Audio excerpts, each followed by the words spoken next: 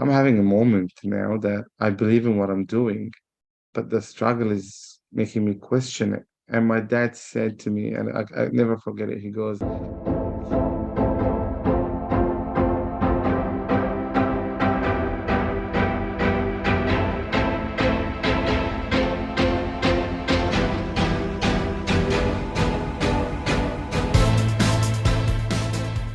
Today, I have an episode, which is incredible story with Yasser Zaki. Welcome to the Leap Show. Yasser is a global CEO of Tender Love and Care, over 1,000 people on staff, 70 countries, changing people's lives every single day. Yasser, tell us, how did you get started? it started from a personal story that I don't often share, but it's back in the days I was more into the corporate world. So my mindset was very corporate. I'm talking now almost 15 years ago. And I met a lady actually on a train ride that had a very significant personal sad story, to be honest. And she didn't want to go to nursing home. She had no one to look after her. And it was quite a difficult moment for her. And she was crying on the train. So I reached out, are you okay? I'm just, which is, I think everyone would do that. And then she started telling me about her story. And as the conversation went, she had some shopping bags. I carried it for her, walked her home. And then the house was a little bit messy, and I just went in and cleaned it, tied it up for her. And then from there after, we became like friends. So I kept going every week, helping her out. And I was continuing with my corporate work. Life is great, building my career in a space that I thought at the time is the way to go. A little bit financially driven, where I wanted to earn good money, I wanted to grow into my career, I wanted to do all these things. That was a big part of my mindset.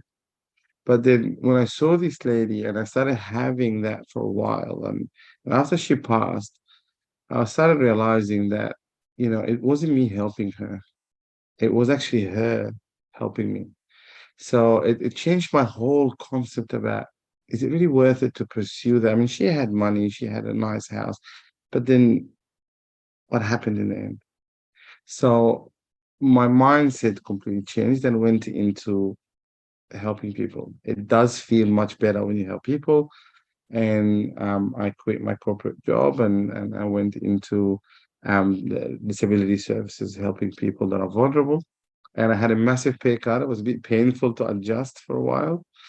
And but the good thing is I still had the mindset of management, growth, education. How can I get myself good at what I do? And I started building a career in that, and I discovered that I could grow into my career, and kept getting promoted. My income started lifting up again, and I found that I'm doing a job that I actually really like, really enjoy, changing people's lives and helping. And that was the starting point. And then from there went to government, worked for government for a while, then went into the private sector and did executive management and that kind of stuff. And then decided that to have a bigger impact and to have more influence, I should start Tender Loving Care. And and the name was very deliberate, by the way. And now I'm enjoying every moment of it. Incredible, incredible. So tell us a little more, because first of all, yes, maybe some people would have, come to her and try to make her feel good, but not a lot of people would clean her house. So that is Yasser. But tell me a little bit, when you started Tender Loving Care, there's a lot of fear that will go with something like this. And can I monetize it? Can I grow it? Can I make this a success? Is it going to come? So tell us a little bit about the beginning, and where it is today, because it's so inspiring. Yes, sir. Yes. So the first school of thought is creating purpose. Why am I doing what I'm doing? And very important not to lose that focus, because as the business grows in general, sometimes you start, your focus changes, which that's not the case in our case. And so being very clear about the purpose of why I wanted to start Tender Love and Care was the starting point. And based on that, everything else evolved from there. And it was about helping people, creating positive impact in the world, and leading by example. That was very, very focused. So creating more awareness around disability. We knew that people with disability were vulnerable, didn't have easy access to a lot of services, didn't, could not particularly, and we have a lot of refugees that come to Australia. We have people that English is a second language. So a lot of people struggle to even maneuver the system. So there was definitely a space where we could come in and provide those kind of services and improve people's life. And to do that, you have to do it in a sustainable way. Because, as you said, it is scary when you go into that. And I was quite comfortable in doing good and working with other, organizations, government, all that kind of stuff. But moving into that private work, it does get lonely sometimes. And sometimes you get people look at it from a competition point of view. Well, we don't do that. We don't compete in our space. We don't compete over people's lives. We collaborate over that. So that mindset and change of the narrative is key to the success that we've had. So yeah, Incredible, that's incredible. Because again, you're global CEO, and on the other hand, you're talking all about impact and serving and loving versus money, money, money, growth, growth, growth, which is where a lot of CEOs take themselves. So, and again, as we discussed, that's probably the key to your achievements, right? So talk to us a little bit more because that is so rare. Yeah, sir. so the question is never about making money or not. There's no shame of people making profits every now and again. There's nothing wrong with that. What I find is you can do good while you're actually succeeding in business. And it's very important to have a very special focus on that. And that's a big part of what we do every day. Like, how are we going to change someone's life today? It's a language that we use. What are we going to do today to improve someone's life, to mentor someone to do something good, and creating the platforms for people that actually are willing to do that as well. So a lot of people, and I've seen it so many times, they'd love to help, they just don't know how to. So being the vessel that can create that and say, okay, this is how you can help, this is how you can contribute, and have you thought of that in your business?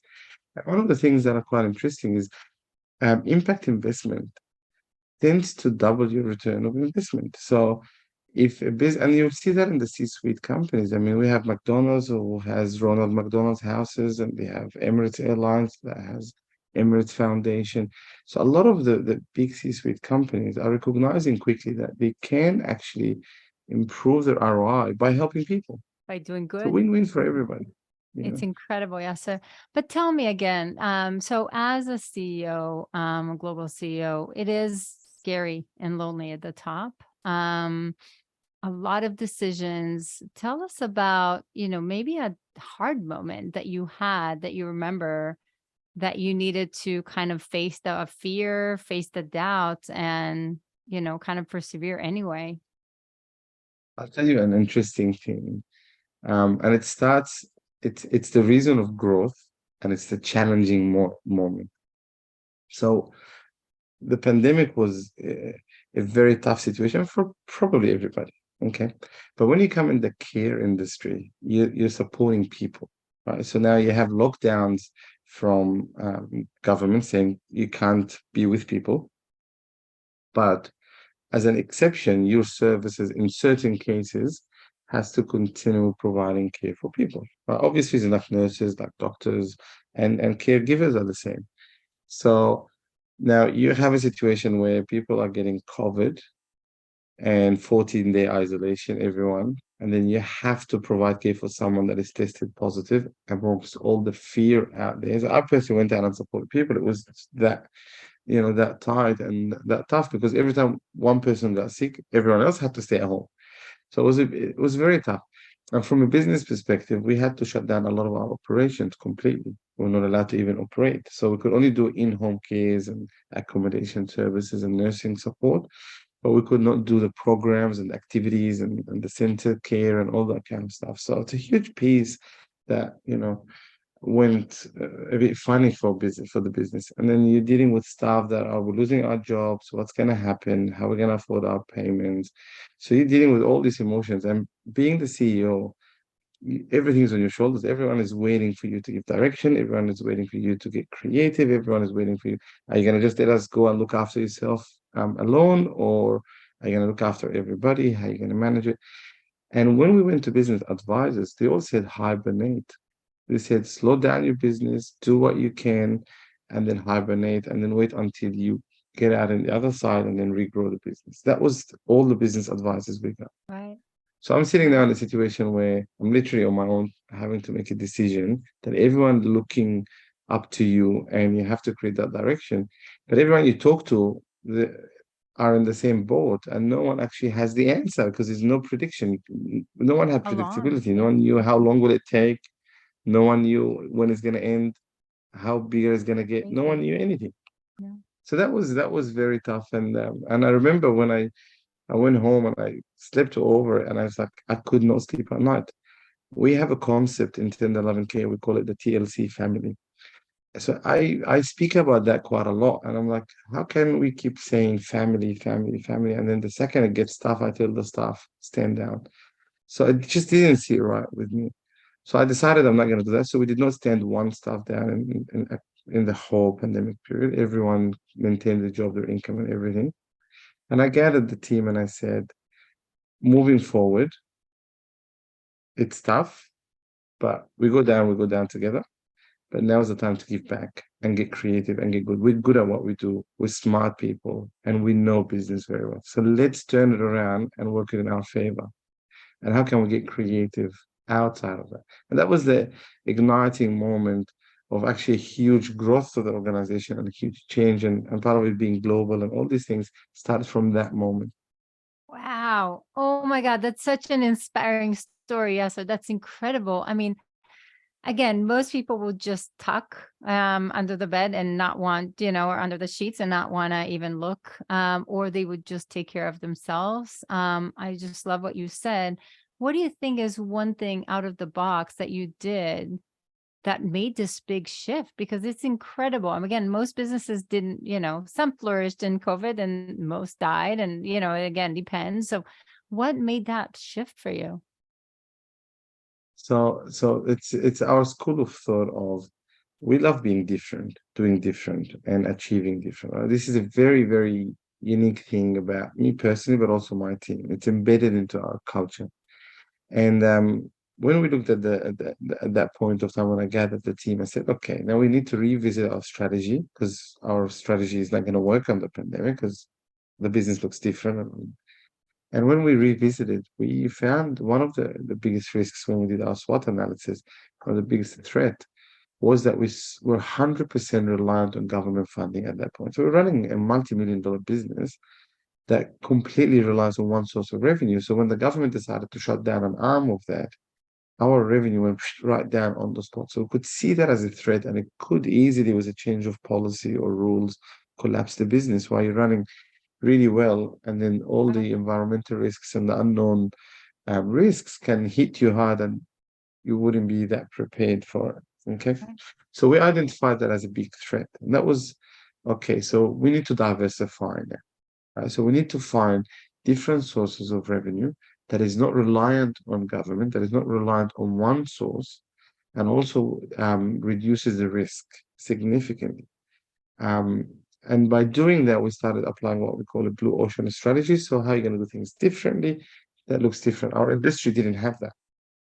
So everyone in our industry just focused on the healthcare side. No one tried to go into different revenues. It was very focused on government funding. And I'm like, okay, government can't do it on their own. I can't rely on government heavily. And the pandemic proved that. Let's collaborate with the government, but get creative. We're good at business. Let's expand it.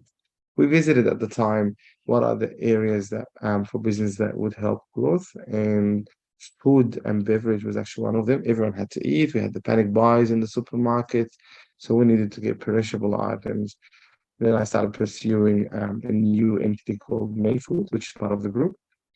And I didn't want to lose focus on my initial impact. Right? Impact is the heart and the soul of what we do. So we decided to import feta cheese, actually, and it had its challenges because dairy products are not easy to get into any countries. We had to go through a little bit of hurdles, but we got through it. And then in our company constitution, we said 70% of the employees will be people with disability because we don't want to lose focus on impact, right? So a whole business got created to generate a completely separate um, Incredible. separate source of revenue that is not government reliant and servicing the community even better. So now people with disability that are struggling to find jobs, we give them a platform where they can work. 70% of the employees are people. So we're getting paid like you and I will get paid at zero government support. We are covering the cost ourselves. So That's that was one of the incredible. initiatives that we created out of that. And it's going really well. And it did create a different source of revenue. So that was a powerful move that we've done that serves us well. And in our sector, no one does it in that context. Like it Right. made us very unique. It was very blue ocean, and it started to actually we start getting a lot more business because people now coming in, we want to work. And it also changed the narrative in terms of the consumers. So now consumers, if you buy a product that you know is going to help someone with a disability to work, and we had to make sure that we get the best quality. So it was not about getting something cheap, it's about getting the best of the best. And people with disability are delivering the best of the best. So consumers started, So "Oh, if beautiful. I'm buying a product, I want to buy a product that helps people, Incredible. if Incredible. it's good." And that's the leader that you are. I mean, you're so innovative and you're so thinking outside the box, and you made something incredible here happen. And all of this was amazing impact, which is so, so rare. Yes, sir. Tell me for a second. I would love to hear a story of a person or something that just they you changed their life. I would love to hear that. Yeah, I've got plenty of those. Actually, I have a video made for that person. Maybe one day I'll Oh, share it with you. And he requested that video. So it's one of the very close stories to my heart. It's with a gentleman that um, he he's got dwarfism and he's got intellectual disability, mild intellectual disability. And he was very isolated at home. So for about 2.5 years, did not leave his house at all. And the reason is every time he goes out, he gets bullied. He had people hanging him up on a tree before. So really sad. So by coincidence, he was sitting with my customer care manager, and I'm passing by, and I hear him talking. I want help, but I don't want to because he doesn't see himself as being part of a program on people's disability. He wants to contribute. He wants to do something like you and I would do, but that's not easy to find.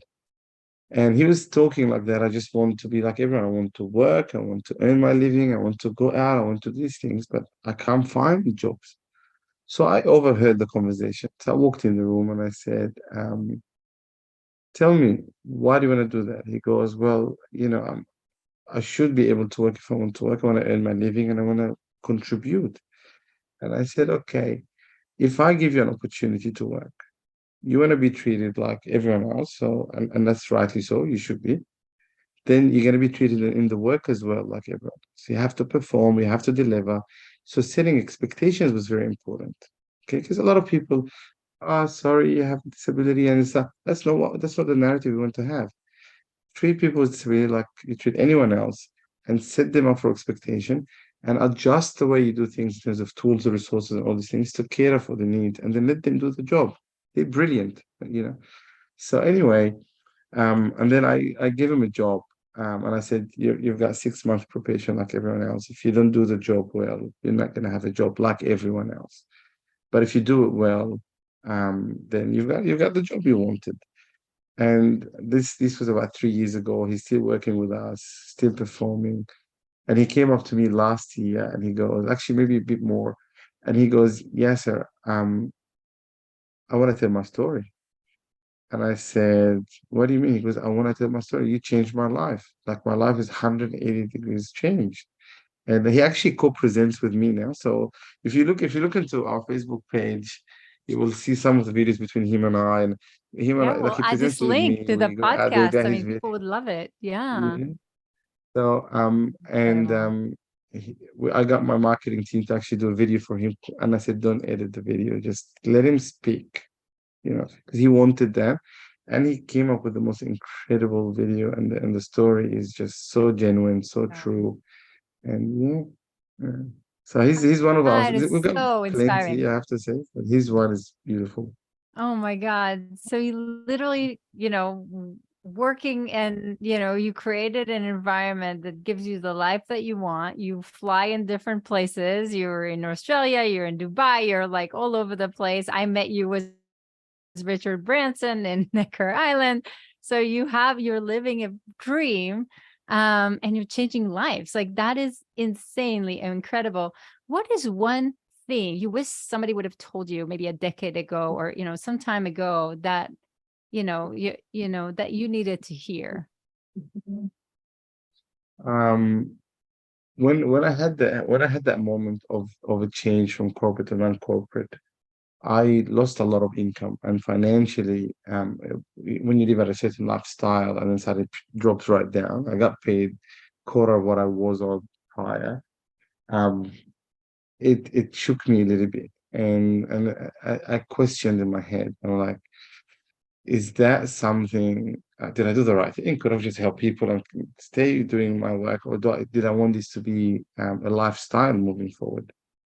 And I called my dad, and I said, and my dad was a very wise man. He was a judge, and he was a very wise man. And I called him and I said, I'm having a moment now that I believe in what I'm doing, but the struggle is making me question it. Should I just do it as a hobby or do it as a volunteer rather than change? I changed my whole life around that. Even my career, my education, I went and studied all these disability community services, did a whole lot of change completely everything to be good at what I do. And um and my dad said to me, and I never forget it, he goes, a ship without goodness sinks. And I never forgot that word. And Oh, he powerful. and what he meant by that is, if you're running your life, if you're running your business, if you're running and you don't have goodness in it, it's not going to last. And that was a very powerful word that he said to me. That, and it's actually till today. Sometimes we do, build schools or charity things, and sometimes I get people, in our finance team say, okay, we went outside of budget here, like the ship with that goodness things. Don't worry about it, it'll be fine. So it resonated with me. It was a very powerful words from my dad. Wow, I'm totally, taking control of this one. Like this is so inspiring. I would love to lend this quote from you, because it's so powerful.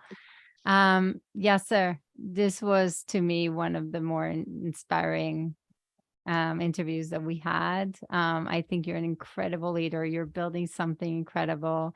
We see the videos from time to time, so you share it from time to time with me, and I think it doesn't even tell a fraction of the story that you are. And now, I know that you're doing some keynotes, and I know that you're putting some focus on Impact Plus because you're all impact. Maybe tell a little bit about, you know, what do you do in those keynotes? Why do people bring you in? Because I know I've seen you all over the place. So tell us more. Yes, I'm having a lot of that. It's a platform where I can share some of the stories with people, and remind people that impact can double your ROI, and impact is a very powerful thing. And the world needs more people that have impact focused businesses. So having a commercialized arm in business is not a problem, and I keep saying that. In the past, I've heard people, if you make money, you don't care. I'm like, no, I disagree with that. It's actually when you run a sustainable business, you help more people. So Exactly. let's help you run a good business. Let's do that. But just focus on helping people. And remember, how can businesses help? Employment. When you put a position out there, I've heard multiple people, but a person with disability, for example, cannot do this job. I'm like, no, no, no, that's not the way we give them the right to compete for the job, but also give them the tools. I mean, if you are a computer engineer and you're meant to do a job and then you don't get given a computer, you're not going to do the job, right? So we all need resources and tools that can contribute to our success in the job. So do the same thing. If you're interviewing someone with a disability, make sure you just do small adjustments to your interview so it can cater for a person with disability, so that you can give them the platform to showcase how good they are. And if they're not suitable for the job, don't hire them like you would do with anyone else. But put the effort in to create the environment for them to be able to show you what they're made of. If you hire someone with a disability, don't hire because you feel sorry for them. That's not what we want. Hire them because they can do the job, and make sure you give them the tools that help them to do the job. Successful. I mean, our receptionist in Melbourne is a person with visual impairment, and all he needed is a different monitor and a different keyboard that have inverted colors and things like that, and an enlarged keypad, so the person can actually perform the job. Once we got these for them, they're doing the job really well. So it's about those little adjustments, and I think having a keynote speaking opportunities that I now I'm doing. In the past, I didn't do a lot of them, but I do quite a lot now, and I've always been invited. Um, but now I'm putting a lot of emphasis on that because it's a good platform to actually show people the way to greatness by helping others. And the world has more than 15% people with disability. You add to it mental health, aged care, all these things. So it's a big number. And in Australia, we're 1 in 5. So there's almost 5 million Wow. people. In the US, I think it's the same ratio. So it's quite significant numbers. And if we're not contributing to people with disability and get them to actually contribute back to the society and the community, then what are we doing? Incredible. You're so right. Oh my God. Yes, sir. I really enjoyed this conversation. You're incredible. What you're doing is incredible. I think the leader that you are is rare, and I would love to see more of it. Any last famous words before we say goodbye? Yes, there's one big one. Um, one hand doesn't clap. There's not one person can do it on their own. It's a collective effort that we all have to put our hands together to help the vulnerable people in our communities. So, if I can help by any means, guidance, mentorship, whatever is needed, I am more than happy to do that, and I can get my team on board, and we can support businesses. This is not a business proposition. This is support to the greater community. So, more than happy to do that. Incredible, Yasser. So if they want to reach out to you guys, what's the best way to reach out to you, to your organization? And who is it? Is it the organization? Is it people with disabilities? Who do you want for them to reach out? It'll be all. I mean, everyone has a role to play. So, I'm happy for you to share my email, my LinkedIn, and people can reach out, and we can definitely get, the right people to support. And yeah, absolutely. Amazing. You're incredible. Thank you so much for this Thank you. inspiring It's a conversation. pleasure. I'm sure everybody enjoyed it tremendously.